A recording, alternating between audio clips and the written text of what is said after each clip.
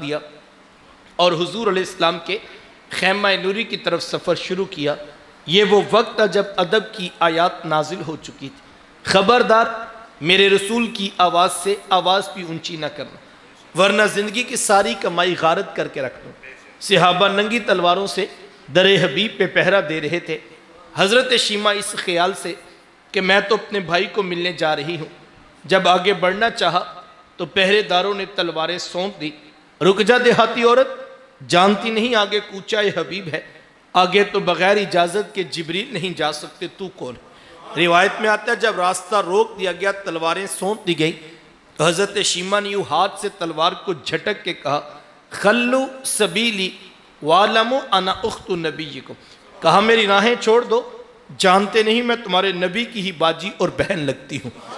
یہ آواز کانوں میں پڑی، صحابہ کی آنکھوں پر پلکوں کی چلمنے آ گئیں، نگاہیں نیچی کر لی، تلواریں پیچھے ہٹا لی۔ حضرت شیمہ پورے پروٹوکول سے حضور علیہ السلام کے خیمہ نوری کی طرف بڑھی۔ میرے حضور جب دور سے بہن کو آتے دیکھا، حضور اٹھ کر استقبال کیا، مرحبا خوش آمدید پیش کرتے ہوئے فرمایا میری بہن آج کدھر کو آنا ہوا؟ عرض کی حضور آپ کے بندوں نے ہمارے کچھ لوگ پکڑ لیے ہیں، میں ان قیدیوں کو چھڑانے کے لیے آئی ہوں۔ سنو بھائیو، اللہ کے رسول نے کیا ارشاد فرمایا؟ حضور میں میری بہن تو نے آنے کی زحمت کیوں گوارا کی؟ تو گھر بیٹھے بھی پیغام بھیج دیتی، میں محمد تیرے کہنے پہ ہی ساروں کو چھوڑ دیتا۔ زمانے کو عملاً بتایا دروازے پر بہن کا آنا کتنا معتبر ہوتا ہے۔ پھر چند جوڑے، کچھ گھوڑے، بہت سارا ساز و سامان، اور میرے حضور خود بہن کو چھوڑنے کے لیے دروازے تک تشریف لے آئے۔ صحابہ نگاہیں نیچی کیے، حضور علیہ السلام کے ادب میں کھڑے تھے کہ حضور میں صحابہ میں جب بھی قیدی چھوڑا کرتا ہوں پہلے تم سے مشاورت کیا کرتا ہوں، آج پہلا موقع ہے میں قیدی بھی چھوڑ رہا ہوں اور میں نے تم سے مشاورت بھی نہیں کی ہے۔ عرض کی اے بندہ نواز، آپ مالک کل کائنات ہیں، آپ جو چاہیں کریں، ہم کون ہوتے ہیں بھلا درمیان میں مشورہ دینے والے؟ لیکن حضور جی اتنا تو بتائیے آج کون سی خاص بات تھی کہ آپ نے مشورہ بھی ضروری نہیں سمجھا؟ حضور میں صحابہ آج میرے دروازے پر میری بہن آ گئی تھی، اور جب بہنیں دروازے پہ آ جائیں اللہ کا رسول انہیں خالی نہیں موڑا کرتا۔ زمانے کو عملاً بہن کا رشتہ میرے محبوب علیہ السلام کی دہلیز سے ملا ہے۔ توجہ چاہوں گا، جس دور میں بیٹی ذبح کی جا رہی تھی، جب بہن زندہ درگور کر دی جاتی، جب ماں جیسا رشتہ بھی منڈیوں اور بازاروں میں بک جاتا، اس دور میں بیوی کی کیا حیثیت ہوگی؟ جبکہ آج کے اس تہذیب یافتہ دور میں بھی کچھ لوگ بیوی کو پاؤں کا جوتا خیال کرتے ہیں۔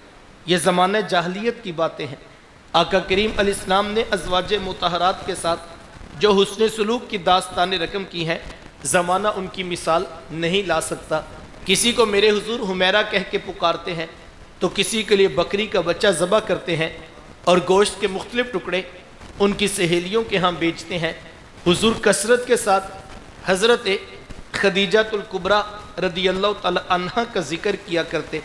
حضرت سیدہ عائشہ صدیقہ رضی اللہ تعالیٰ عنہ فرماتی ہیں کہ میرا جو ان سے رشتہ تھا ایک دن زبان سے بے ساختہ نکل گیا کہ حضور جی اللہ نے آپ کو بہتر ازواج عطا کر دی اور آپ ابھی تک اس بوڑھی عورت کو نہیں بھولے۔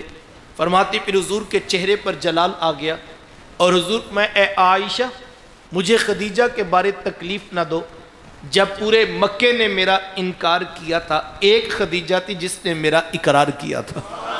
کہا میں انہیں کیسے بلا سکتا ہوں جب زمانہ میری مخالفت کر رہا تھا، خدیجہ اس وقت بھی میرے سے محبت کی دعوے دار تھی۔ فرماتی پھر میں نے ہمیشہ محبتوں کا ہی اظہار کیا اور یہی حضرت خدیجہ الکبریٰ رضی اللہ تعالی عنہ ہیں۔ جب ان کا وقت آخر قریب آ گیا تو حضرت سیدہ فاطمہ الزہرا رضی اللہ تعالیٰ عنہ کو بھیجا اور کہا بیٹا جاؤ جا کر حضور علیہ السلام سے چادر رحمت مانگ لاؤ۔ سیدہ حاضر خدمت ہوئی اور آ کر عرض کی کہ میری والدہ چادر مانگ رہی ہیں۔ آقا کریم علیہ السلام نے چادر بھی اتار کر پیش کر دی اور ساتھ فرمایا بیٹا اپنی والدہ سے پوچھو یہ چادر کیا کرنی ہے۔ یہ کہتے کہتے میرے حضور بھی ساتھ تشریف لے آئے اور فرمایا کہ خدیجہ آپ نے چادر کیا کرنی ہے؟ عرض کی حضور مجھے جو بخار ہے لگتا یوں ہے کہ جان لیوا ثابت ہوگا، میری آرزو یہ ہے کہ مجھے کفن ملے تو آپ کی چادر رحمت میں ملے۔ حضور علیہ السلام نے چادر بھی اتار کر پیش کر دی اور ساتھ تاریخ ساز جملہ ارشاد فرمایا خدیجہ آپ نے تو صرف چادر مانگی ہے، لو اردتی جلدی لآتیتکی، اگر آپ مجھ محمد کی جلد بھی مانگ لیتی میں وہ بھی اتار کے پیش کر دیتا۔ صاحبو یہ وہ محبتوں کا دین ہے، یہ وہ الفتوں کا پیغام ہے، یہ وہ جوڑنے والی تعلیمات ہیں جو لے کر میرے حضور اس کائنات میں جلوہ فراز ہوئے۔ اللہ کی بارگاہ میں دعا گو ہوں اللہ تعالیٰ مجھے آپ کو بہنوں بیٹیوں کے وہ خوبصورت رشتے جو رسول اللہ صلی اللہ علیہ وسلم نے عطا فرمائے ان کی قدر کرنے کی توفیق نصیب فرمائے۔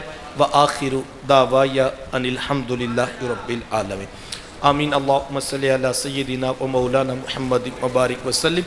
میرے مالک اٹھے ہاتھ پھیلی جونیاں رحمتوں سے بھر دے، نوجوانوں نے کوشش کی محنت کی دعوت دی، سب کا آنا قبول فرما، قرآن مجید کا حقیقی فہم اور نور نصیب فرما۔ یا اللہ ہمیں مسجد کے تقدس کا خیال رکھنے کی توفیق مرحمت فرما، محفل کا لمحہ لمحہ قبول فرمانا، جو کوتاہیاں جو غلطیاں سستیاں غفلتیں ہوئیں اپنی رحمت کاملہ کا صدقہ درگزر فرما کے قبولیت کی سند نصیب فرمانا، ہمیں اعمال کا حسن نصیب فرمانا، عمل کے جذبے نصیب فرمانا، نوجوانوں کو مزید توفیقات عطا فرمانا۔ صلی اللہ تعالی علی حبیبہ محمد و آلہ و اصحابہ اجمعین۔